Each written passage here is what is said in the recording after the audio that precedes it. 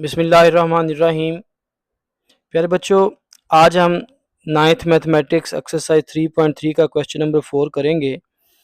इसकी अगर हम स्टेटमेंट पढ़ें तो इसमें हमें तीन इंफॉर्मेशन गिवन है।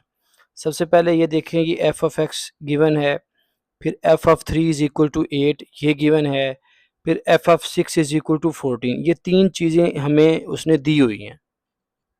ये दे के हमसे वो पूछ क्या रहा है, वो हमसे पूछ रहा है कि find the value of a and b. ये वो हमसे पूछ रहा है, ठीक है। अब मैं आंसर शीट पे ये एफ ऑफ एक्स भी लिख लेता हूँ, f of 3 is equal to 8 भी लिख लेता हूँ, f of 6 is equal to 14 भी लिख लेता हूँ, और मैं ये भी लिख देता हूँ कि ए और बी मैंने फाइंड करना है। फिर मैं आपको समझाता हूँ कि ये क्वेश्चन करना कैसे है। ये मैंने वो सारा डाटा लिख लिया। अब इसको सॉल्व कैसे करना है। बेटा उसने बताया हुआ है कि एफ ऑफ 3 जो है वो 8 है, एफ ऑफ 6 जो है वो 6 है। हमने भी तो एफ ऑफ 3 और एफ ऑफ 6 निकालने का मेथड पढ़ा हुआ है ना। पहले हम अपने मेथड से एफ ऑफ 3 भी निकाल लेंगे, एफ ऑफ 6 भी निकाल लेंगे। एफ ऑफ 3 को 8 पुट करेंगे, एफ ऑफ 6 को 6 पुट करेंगे। ऑटोमेटिकली हमारे पास दो इक्वेशन बनेंगी। उन दोनों इक्वेशंस को हम सॉल्व करेंगे तो हमारा आंसर आ जाएगा। ये मैंने पेज की पार्टीशन कर ली है। इधर मैं एफ ऑफ 3 निकालूंगा, इधर मैं एफ ऑफ 6 निकालूंगा। हमें एफ ऑफ एक्स देखें ऊपर कितना दिया हुआ है। एफ ऑफ एक्स हमें दिया हुआ है ए एक्स प्लस बी प्लस 1। ये मैंने एफ ऑफ एक्स लिख लिया। इधर भी लिख लेता हूँ, इधर भी लिख लेता हूँ। F of x is equal to a x plus b plus 1। अब इधर मैंने क्या फाइंड करना है, एफ ऑफ 3 फाइंड करना है। ये मैं फाइंड करने लगा हूँ। इसका तरीकाकार क्या है, सबसे पहले जहां जहां एक्स नजर आ रहा है वहां वहां हम क्या लगाएंगे, ब्रैकेट ए, और इस एक्स की जगह ब्रैकेट आ जाएगी, ठीक है, प्लस बी वैसे का वैसे प्लस 1। इधर भी जहां जहां एक्स है वहां वहां मैंने क्या लगा देना है, ब्रैकेट लगा देनी है। इधर मैंने क्या फाइंड करना है, एफ ऑफ 3, तो इस ब्रैकेट में मैं क्या लिख देता हूं, 3। इधर मैंने क्या फाइंड करना है, एफ ऑफ 6, इस ब्रैकेट में मैं क्या लिख देता हूं, 6। यहां तक तो आपको समझ आ गया। अब देखें, अगर मैं 3 को a से मल्टीप्लाई करूंगा तो ये मेरे पास हो जाएगा 3a प्लस बी प्लस 1। इधर 6 को a से मल्टीप्लाई करूंगा, 6a प्लस बी प्लस 1। ये मेरे पास एफ ऑफ 6 है, और ये मेरे पास एफ ऑफ 3 है। ये मैंने एफ ऑफ 3 भी निकाल लिया, एफ ऑफ 6 भी निकाल लिया। उसने दिया हुआ है कि एफ ऑफ 3 किसके इक्वल है, 8 है, एफ ऑफ 6 किसके इक्वल है, 6 के। तो यहाँ मैं एफ ऑफ 3 8 पुट कर देता हूँ, इधर मैं एफ ऑफ 6 को 6 पुट कर देता हूँ। जी, ये मैंने लिख दिया। अब ये जो एफ ऑफ 3 है इसकी जगह मैंने लिख दिया 8, this is equal to 3a plus b plus 1।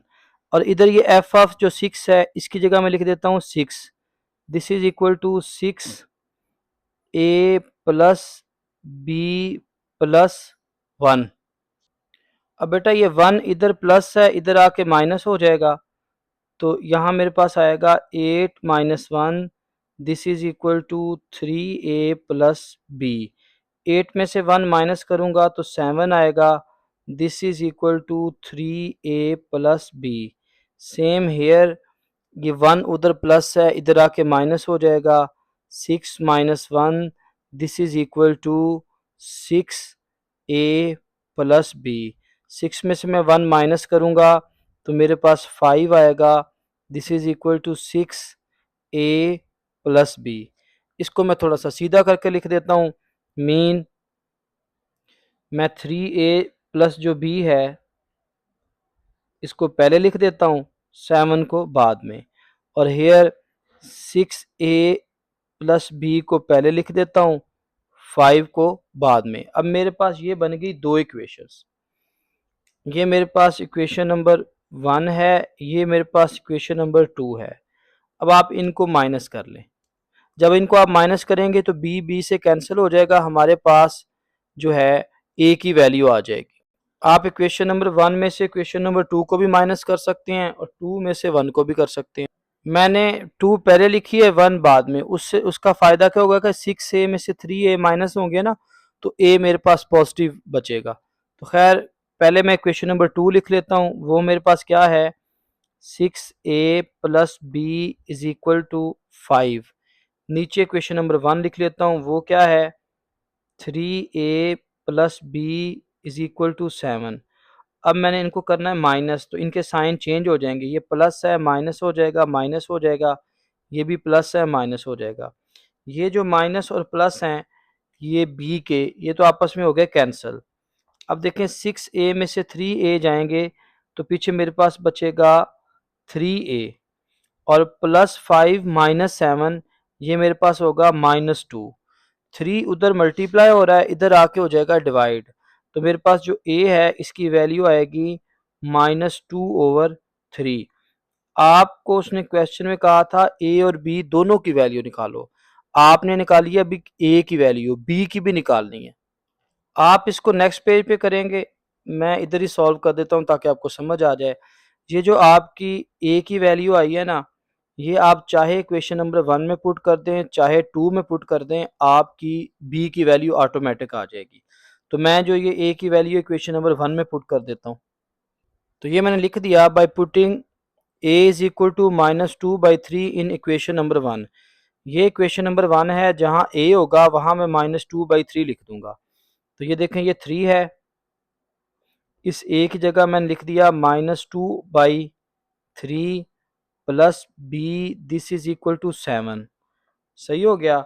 ये वाला जो 3 है इस 3 से कट गया, बाकी मेरे पास क्या बचा, बाकी बचा -2 plus b this is equal to 7। 2 इधर माइनस है, उधर जाके प्लस हो जाएगा।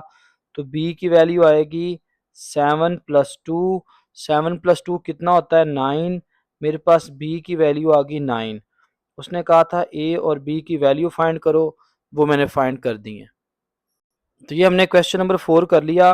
अच्छा क्वेश्चन था ना, देखें इसमें उसने एफ ऑफ एक्स दिया हुआ था।